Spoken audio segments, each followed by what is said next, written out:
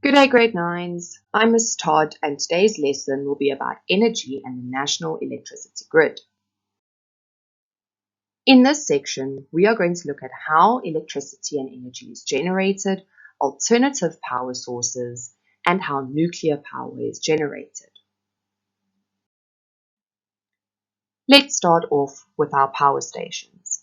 Power stations are used to generate electricity, and most of the power stations in South Africa are owned and operated by Eskom. The stations found in South Africa produce about 95% of all the electricity in South Africa and around 45% of all the electricity produced on the African continent. In South Africa, most of our power stations require the burning of coal, which is a non-renewable resource, as a fuel to start the process in producing electricity. So let's have a look at how electricity is produced in a coal power station. Firstly, the coal that is needed for our electricity process is burned in a furnace. The heat that's generated then turns the water that's flowing through the pipes into steam. The steam then turns a turbine. The turbine will then spin a generator. And a generator here is made with magnets within coils of wire, and it produces electricity. The energy conversion here is mechanical energy due to the spinning of the generator, and it turns into electrical energy. The electricity that is then generated can be input into our electricity grid to be distributed to be used by society. Something to take note of here with regards to water: even though coal is a fossil fuel or a non-renewable resource, we cannot reuse the coal, but we can reuse the water for the process of generating electricity. So it returns to cooling towers where it can be returned to the boiler and reused or reboiled. Now, with regards to coal power stations, coal is a non-renewable resource, but we do have alternative renewable sources of energy that can also generate electricity. Our first one is solar energy. Solar energy uses the power of the energy of the sun, and heat or radiant energy is converted into electrical energy through panels where it is stored for use.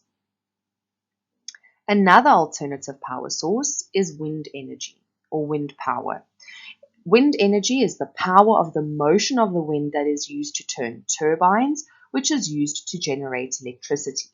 Important for wind energy, it's usually found in places that are desolate or open areas where there is no blockage of the wind. Our third alternative renewable source of energy is hydroelectricity.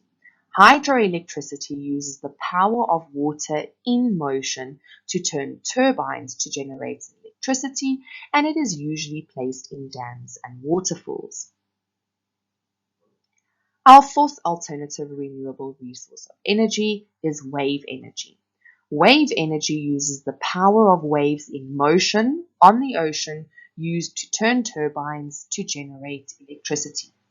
All four of these sources are renewable sources of electricity or of energy, and it's none of them that are contributing to environmental degradation, which we get to later, and they are not fossil fuels. So all of these sources of electricity or energy sources can be renewable or reused. Now we look at nuclear power stations.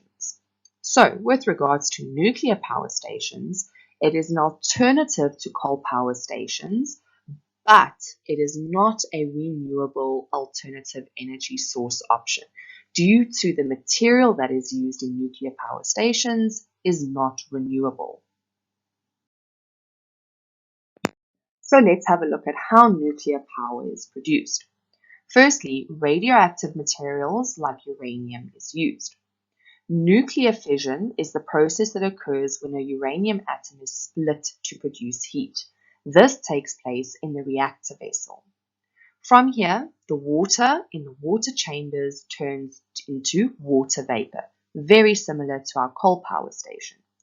The steam that's generated from the water vapor will then turn the turbines, which causes specific blades to turn. A generator is then placed at the end of the turbine and it starts rotating. It creates a magnetic field which will generate electric current, and from there the electricity is then supplied to our power grid lines where we as a society are able to use the electricity. Now, a lot of the questions is why should we use nuclear power? Firstly, nuclear waste can be dangerous to life on Earth if it is not disposed of correctly. The waste remains for many years and can affect water resources if it is not disposed correctly. It can also affect the soil and the development of life on Earth. But nuclear power is actually a better and safer alternative option with regards to generating electricity, but only when it's handled correctly and disposed of correctly. The reason why nuclear power is the better option is because there are less emissions given off during the production of electricity. If we compare it to coal power stations, the coal that is burned is the main culprit for our environment or an increase in gases in our environment, where nuclear power has less emissions that are given off when the production of electricity commences. In South Africa, we have one nuclear power station, and in Africa, and it is called the Koeberg Nuclear Power Station. It is situated near Cape Town, and the reason why it is in Cape Town is due to the access needed for large amounts of water. Now we can have a look at the national electricity grid. So this is what occurs after electricity is produced.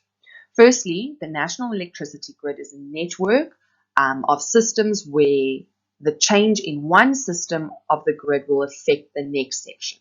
So if we start with our first section of generation, electricity is generated at the power stations. For this one, we will be using coal power stations, as majority of our electricity in South Africa is generated from coal power stations. From there, electricity at an extremely high voltage will move through the transmission lines to the various substations in various areas. From there, the substations will receive the electricity, and transformers that are found at the substations will then lower the voltage of electricity. This enables us as normal households or normal businesses or big companies, it will enable the regular use of electricity. From there, electricity at a lower voltage is then sent to businesses, buildings, and households for safe consumption of electricity. Now, with regards to electricity, we unfortunately suffer with power surges.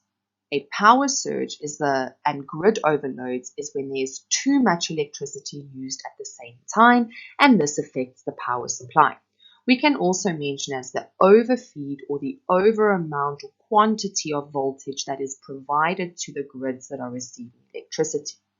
Unfortunately, with power surges, this affects and disrupts the flow of electricity from stations to households, and we are unable to use the electricity that is provided to us. Thank you for attending my lesson, grade 9s. We'll see you next time for cost of electricity.